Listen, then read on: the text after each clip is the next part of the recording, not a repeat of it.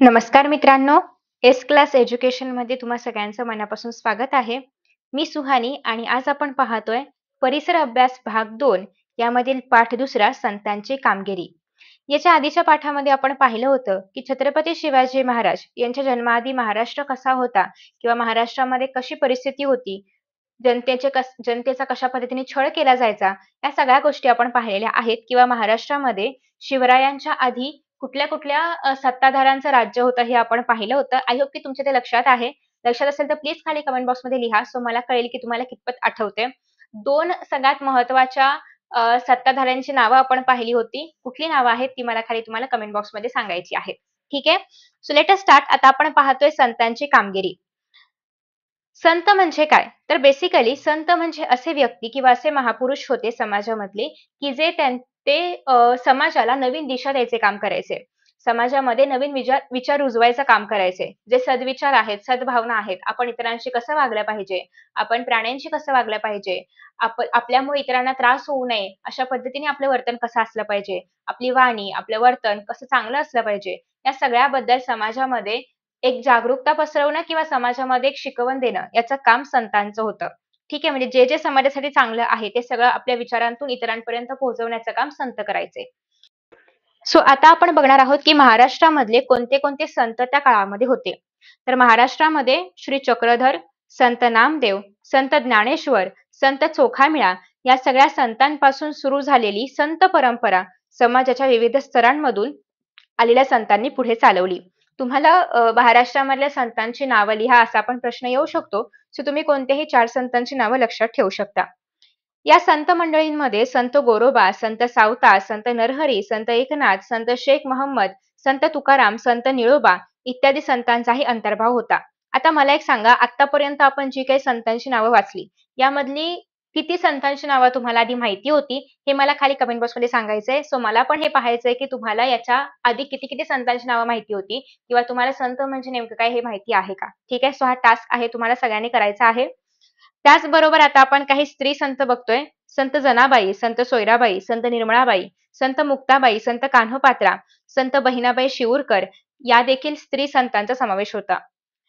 त्यांनी लोकांना दया, अहिंसा, परोपकार, सेवा, समता, बंधुभाव इत्यादी गुणांची शिकवण दिली. दया म्हणजे काय? इतरांना मदत करणं. मग ते प्राणी असो, पशु असो, पक्षी असो, मनुष्य असो, कोणीही असो, त्यांना मदत करणं, त्यांच्याप्रती आपल्या मनामध्ये करुणा असणं, त्यांना ज्या काही गोष्टींची आवश्यकता आहे, त्या जर आपल्याकडे असतील तर त्या त्यांना देणं, हे सगळं दयामध्ये येतं. नेक्स्ट आहे अहिंसा म्हणजे काय? कुठल्याही प्राणीमात्राला कधीही इजा होईल असं न करणं किंवा इजा न पोहोचवणं, इतरांना न मारणं. आता अर्थात मारणं किंवा जीवे मारणं या सगळ्या गोष्टी अहिंसामध्येच येतात. हे सगळं न करणं याला आपण म्हणतो अहिंसा. थोडक्यात हिंसा करू नये.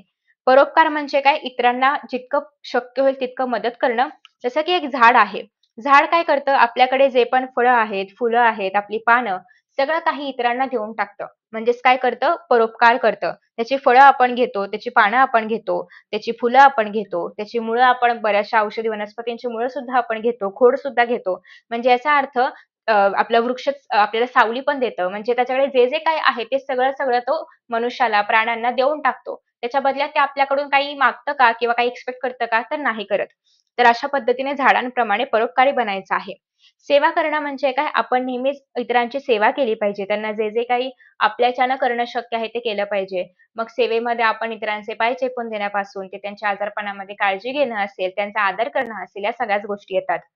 समता म्हणजेच काय? कुठेही उच्च-नीचपणाची भावना नाही पाहिजे. सगळे लोकं समान आहेत. प्रत्येक व्यक्ती सारखीच आहे. तर अशा पद्धतीने आपण वर्तन केलं पाहिजे. हे मोठे, ते लहान म्हणजे जातीमध्ये किंवा इतर काही एस्पेक्ट्समध्ये आपण त्या सगळ्या गोष्टी नाही पाळल्या पाहिजेत. सगळे सगळे लोकं समान आहेत, सगळे मनुष्य आहेत, या विचाराने आपण सगळ्यांशी वागलं पाहिजे. ठीक आहे. बंधुभाव म्हणजे काय? कुणीही आपल्यासाठी परका नाहीये. आपण म्हणतो वसुधैव कुटुंबकम म्हणजेच काय? ही सगळी सृष्टी माझं कुटुंब आहे. हे सगळे माझे बंधुभाव आहेत. हे सगळे माझीच माणसं आहेत. या विचाराने आपण वागलं पाहिजे. तर इत्यादी गुणांची शिकवण आपल्याला संतांनी दिली. कुणी लहान नाही, कुणी मोठा नाही, सगळे सारखे अशी समतेची भावना लोकांच्या मनामध्ये निर्माण केली.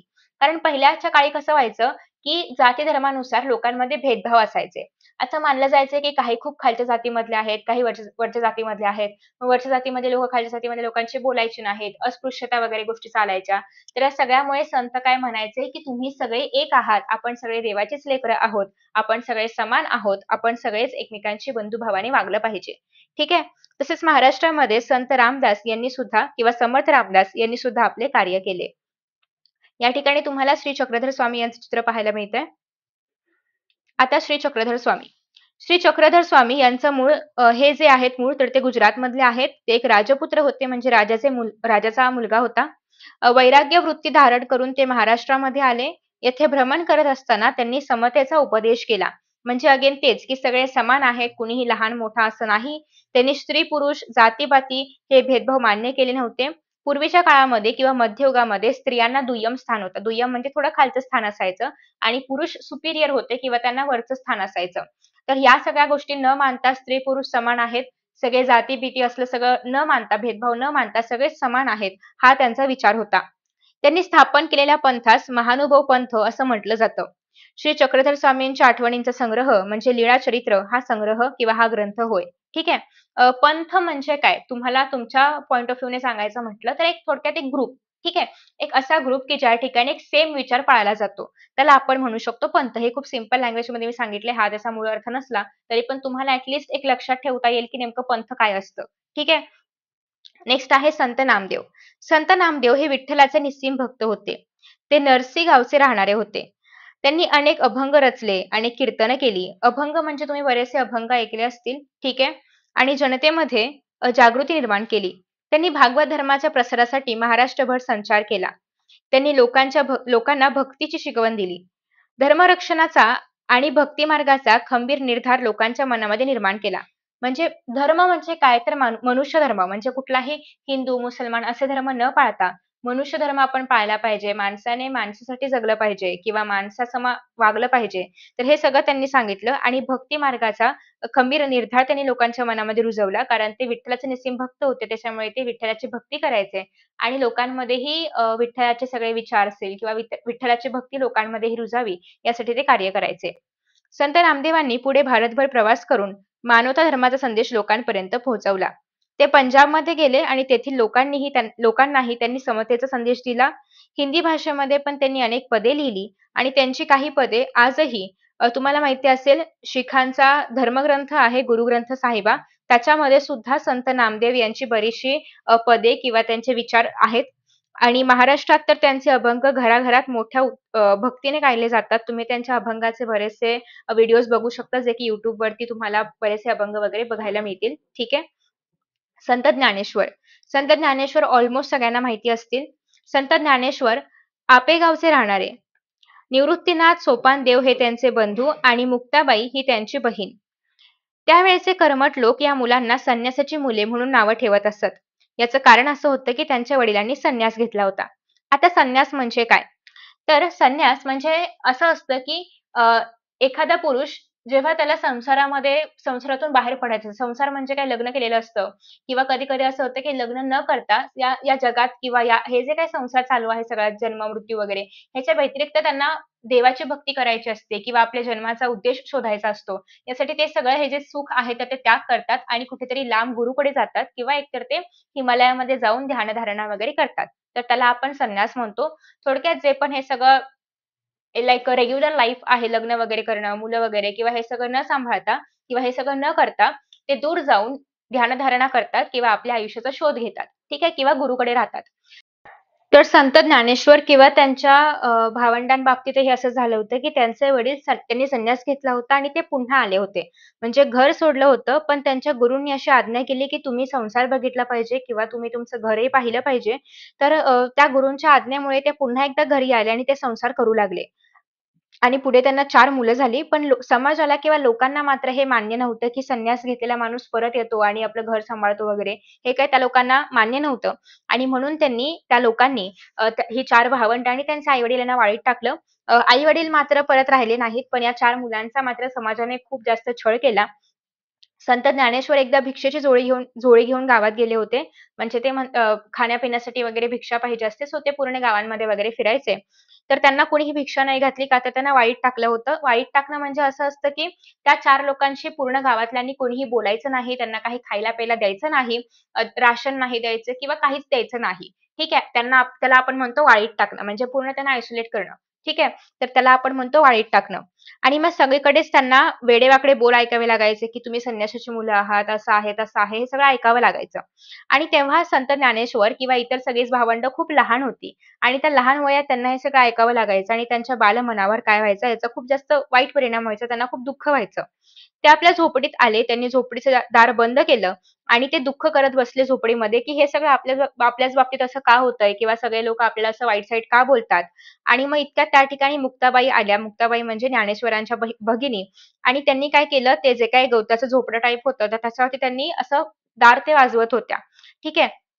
आणि ज्ञानेश्वरांना त्या म्हणत होत्या, की "ताटी उघडा ज्ञानेश्वरा, अहो आपण दुःखी कष्टी होऊन कसं चालेल? ताटी म्हणजे दार उघडा ज्ञानेश्वरा, की असं दुःखी कष्टी होऊन कसं बरं चालायचं? आणि जर आपणच असं करत राहिलो, तर मग जगाचं कल्याण कोण करणार?" आणि मग बहिणीचा असा उपदेश ऐकून किंवा बहिणीचं असं बोलणं ऐकून ज्ञानेश्वरांना हुरूप आला, उत्साह आला आणि ते हे सगळं दुःख विसरून किंवा लोकं आपल्याला जे काही बोलतायत वेडं-वाकडं हे सगळं विसरून ते आपल्या कामाला लागले.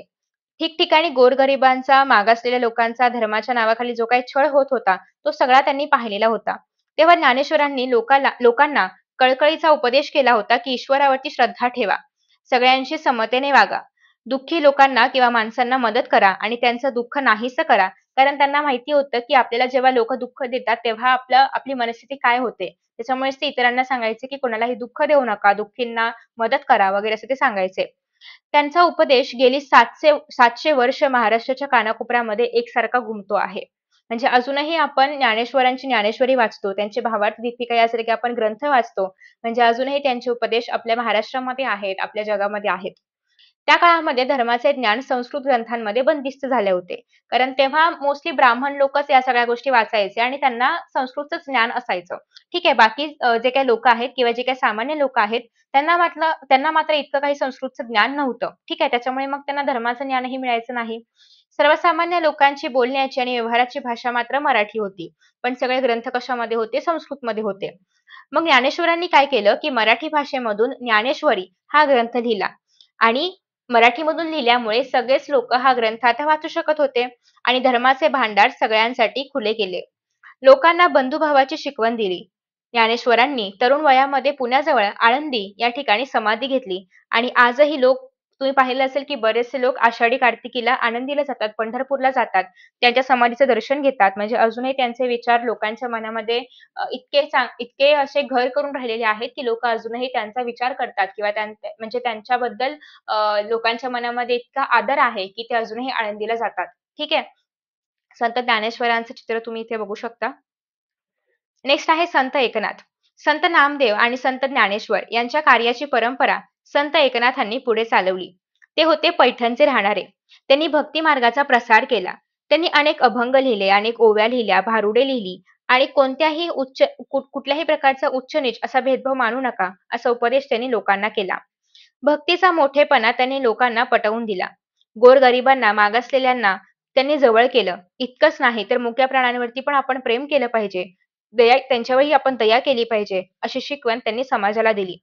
प्राणीमात्रांवर दया करा, असा उपदेश त्यांनी लोकांना केला आणि संत एकनाथ जसे बोलायचे त्याचप्रमाणे ते वागत होते. एके दिवशी ते गोदावरी नदीच्या काठावरती स्नान करायला गेले होते.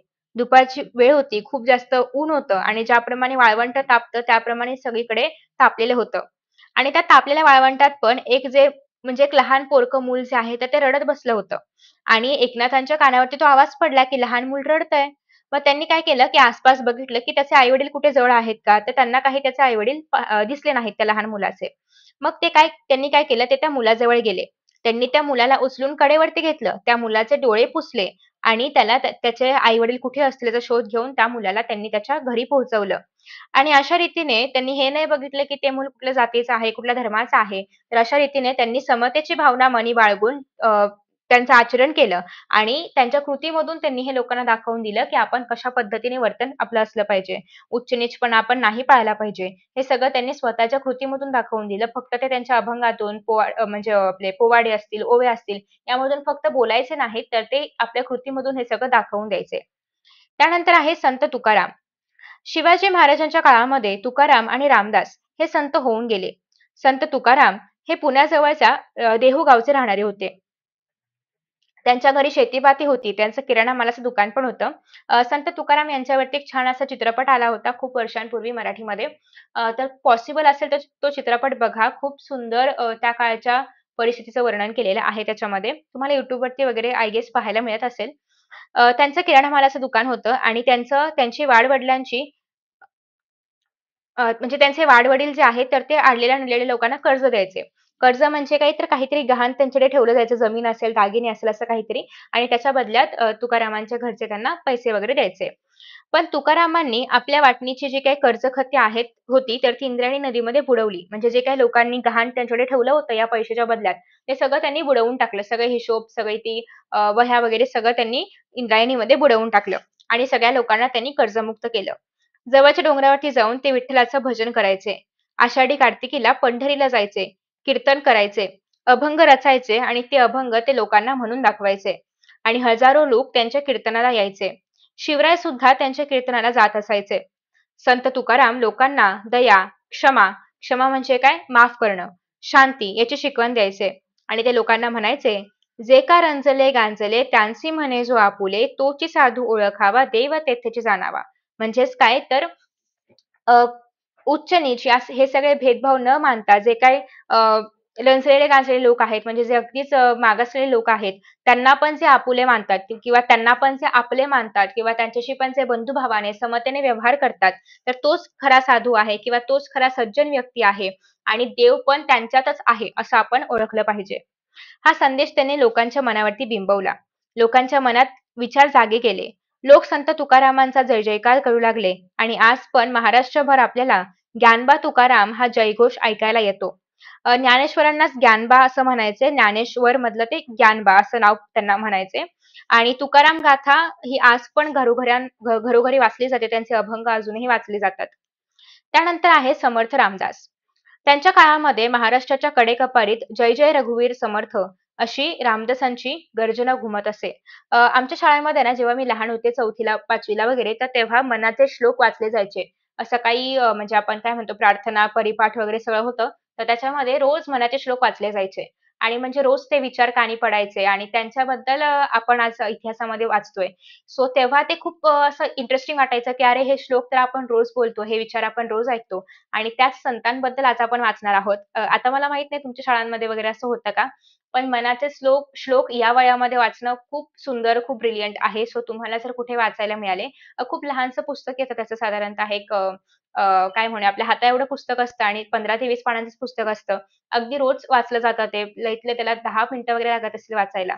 पण त्याच्यामधले सगळे श्लोक अतिशय सुंदर आहेत आणि खूप छान पद्धतीने आपल्या विचारावरती त्याचा परिणाम होतो आणि या वयामध्ये जर तो छान परिणाम झाला, तर अर्थात आपण एक चांगला माणूस घडू शकतो. त्याच्यामुळे ते नक्की वाचा आणि आपल्या आयुष्यामध्ये ते जे काही विचार आहेत, तर ते अंमलात आणण्याचा प्रयत्न करा. सो त्यांचा जन्म हा मराठवाड्यामध्ये गोदावरीच्या काठी जांब या गावी झाला. रामनवमीच्या दिवशी झाला आणि रामदासांचे मूळ नाव नारायण होते.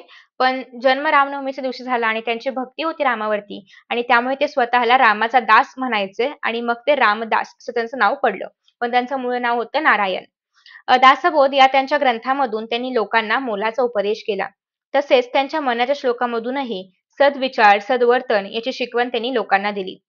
बलोपासनेसाठी म्हणजेच आपल्या शरीराच्या व्यायामासाठी तर त्यांनी बल म्हणजे आपलं हे स्ट्रेंथ त्याच्या उपासनेसाठी म्हणजेच आपल्या शरीराच्या उपासनेसाठी किंवा आपल्या शरीराच्या बळाच्या उपासनेसाठी त्यांनी खूप ठिकाणी अशी हनुमानाची मंदिरे बांधली, की ज्या ठिकाणी लोकं जाऊन व्यायाम करू शकतील. ठीक आहे. नेक्स्ट आहे लोकांना शक्तीची उपासना करण्यास शिकवले. सामर्थ्य आहे चळवळीचे, जो जो करील तयाचे हा संदेश त्यांनी लोकांना दिला. रामदासांनी लोकांना संघटना करण्याची आणि अन्यायाविरुद्ध प्रतिकार करण्याची स्फूर्ती दिली. म्हणजे लोकांनी एकत्रित आलं पाहिजे. कारण एकटा माणूस काही बदल घडवून आणू शकत नाही. पण ती जर संघटना असेल, पूर्ण ग्रुप असेल, तर तो बदल खूप मोठ्या प्रमाणामध्ये पसरवला जातो किंवा तो बदल समाजामध्ये खऱ्या अर्थाने पाहिला जातो. ठीक आहे. अन्यायाविरुद्ध पण लढायचं असेल, तर एकटा माणूस लढून काही मोस्टली फरक नाही पडत. पण जर अख्खा गाव लढतंय, अख्खा ग्रुप लढतोय, तर मात्र फरक पडतो. त्याच्यामुळे संघटित होणं आणि अन्यायाविरुद्ध लढणं यासाठीची प्रेरणा त्यांनी दिली. त्यांनी लोकांना त्यामुळेच लोकांना धीर आला.